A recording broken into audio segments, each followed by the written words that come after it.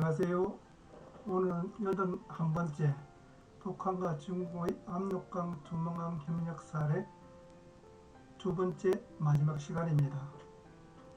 오늘은 협력 실태, 나머지 분야와 시사점에 대한 내용입니다. 사진은 참고하시기 바랍니다. 태평양 발전소는 평북 삭주군 사이에 두고 건설된 발전소로 시설 용량은 19만 kW입니다. 수풍 발전소와 마찬가지로 발전량은 조중 수력 발전 2사회를 통해 동등 분배하고 있습니다. 1982년부터 1985년까지 초기 발전기 가동을 시작하였습니다. 또한 1987년에 완공하면서 30여 킬로의 송유관을 매장하였습니다.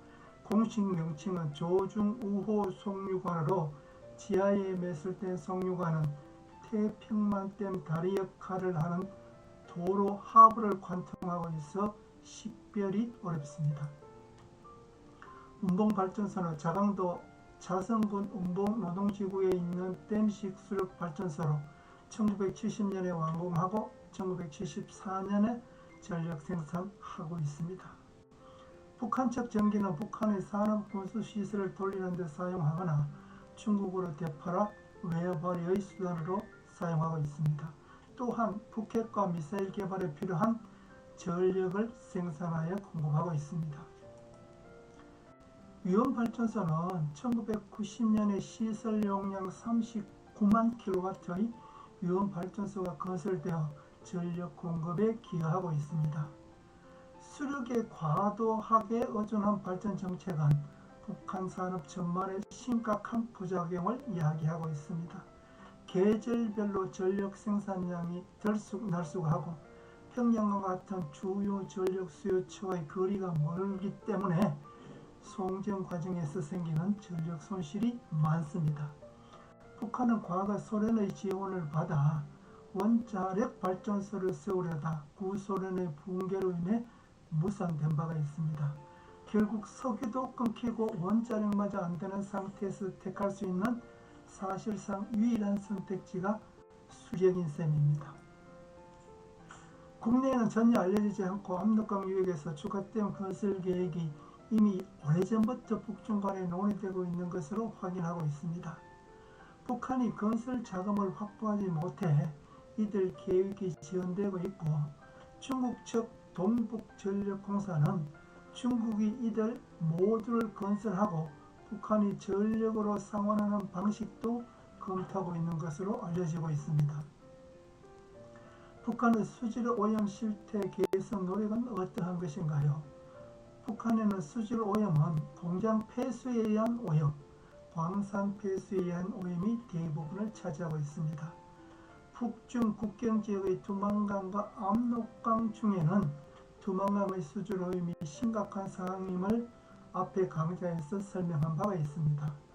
두만강 중상류 지방에서는 무산 광산, 회령 제지 공장, 회령 시멘트 공장, 중국의 계산둔 펄퍼 공장에서의 배수 등으로 하천 오염이 매우 심각합니다. 압록강은 두만강보다 심각하지는 않으나 중상류 지방에 산지한 광산과 만포 시멘트 공장에서 나오는 배수 이외에 중강진, 신의주, 해산 등 도시에서 나오는 생활하수와 도시 내 소규모 공장에서 나오는 폐수로 압록강의 오염도 점차 나빠지고 있습니다. 북한의 환경정책과 국제협력은 어떻게 하고 있나요? 북한은 환경에 관심을 보이지 않다가 1986년에 환경보호에 관한 법률을 처음으로 제정하였습니다. 주민에게 보다 자주적이며 창조적인 생활을 보장하고 후세에게 좋은 환경과 재산과 부를 돌려줄 수 있도록 하기 위함이라고 명시되어 있습니다. 북한은 자연환경을 보호하기 위해 전국 주요 지역에 자연보호구역, 특별보호구역을 설치하고 있습니다. 북한 환경보호법 제정 후에도 환경문제에 별다른 관심을 보이지 않고 있었으나 1992년 지구환경보전에 관한 리우 환경선언이 채택되자 1993년 국가환경보호위원회를 구성한 바가 있습니다.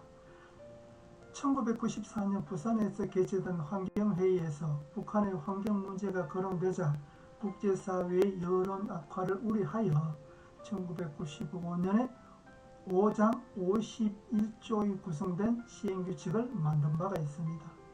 또한 1996년에는 매년 10월 23일을 국토환경보호절로 제정하고 동시에 국토환경보호 모범군 칭호를 제정하여 지역단체별 경쟁의식 제고를 모색하고 있습니다. 압록강유역의 북중협력의 시사점은 무엇인가요? 대체로 북한 중국의 상호 호혜적인 측면에서 공유하천을 활용하고 협력을 추진하고 있습니다. 협력의 과제면에서 대체로 용수 확보와 하천서의 오염 문제 해결이 주요 과제로 제기되고 있습니다. 인진강 북한강도 지형상 하류 지역에 위치하였기 때문에 홍수 하천으로부터 영향을 받는 불리한 위치가 있는 것이 우리의 입장이므로 협력이 필수적입니다. 협력을 위한 제도 및 교훈은 북한강, 인진강과 관련된 남북협력을 위해서도 이러한 상설적인 대화의 자리가 필요합니다.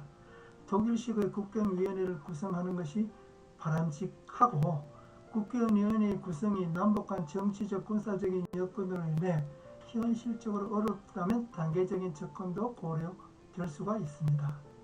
인진강 북한강 관련 남북협력 시에도 이와 같이 필요하고 발생 가능한 여러 사안에 대하여 합의문을 작성함으로써 협력을 원활하게 진행시키는 동시에 지속적 제도적으로 추진될 수 있도록 하여야 할 것입니다. 협력 비용의 분담은 인진강 북한강도 우리의 지형적으로 하구 지역에 우리가 위치하고 있기 때문에 홍수 방지 등 협력 조치에 의해 북한보다 더 큰 이득을 얻을 수 있는 사항이라면 남북협력 시에 재정적, 기술적 혜택을 북한에 제공하는 방안도 고려해 볼 수밖에 없다는 것입니다. 또한 남북 군사적 대치 상태나 비무장지대라는 특성을 고려할 때 인진강 북한강 경우 군사적 측면에서도 남북이 동일한 이득, 경우에 따라서는 동일한 양보가 전제되어야 할 것입니다. 인센티브 제공 등 협상 근거 말에는 인진강 북한강은 지형상 북한의 하천 오염으로부터 영향을 받는 불리한 위치에 우리가 있다는 것입니다. 북한은 피해 제거에 소요되는 비용상의 이유로 국경하천 협력이 우리에게 일방적으로 이익을 준다는 이유로 신속하고 효과적인 대응책 마련에 적극적이지 않다고 볼 수가 있습니다. 북한의 이와 같은 태도에는 우리로 하여금 북한에 대한 유리한 조건을 제시하게 하거나 우리의 관련 기술 사업에 동참하자는 제안을 하도록 유도해낸다는 계산이 있었을 것으로 생각됩니다. 북한강의 경우에도 남북이 서로 이득이 가질 수 있는 분야와 내용으로 협력을 추진하여야 할 것입니다. 남북협력 시에 재정적, 기술적 혜택을 북한에 제공하는 방안도 고려하여야 할 것이고 추가 댐 건설 계획을 고려한다면 북한이 절박하게 필요로 하는 전력과 남한이 필요로 하는 수자원을 교환할 수 있는 방안을 모색하는 것도 한 방법일 것입니다.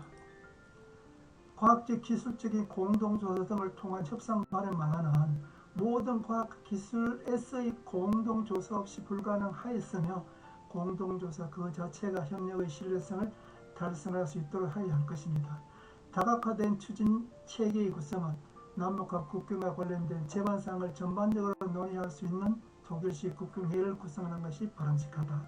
이해관계 차원에서 환경협력을 추진할 수밖에 없는 여건을 조성하는 방안이 강구되어야 하며 인진강 북한강 경우에도 적극 활용하는 방안을 고려하여야 할 것입니다.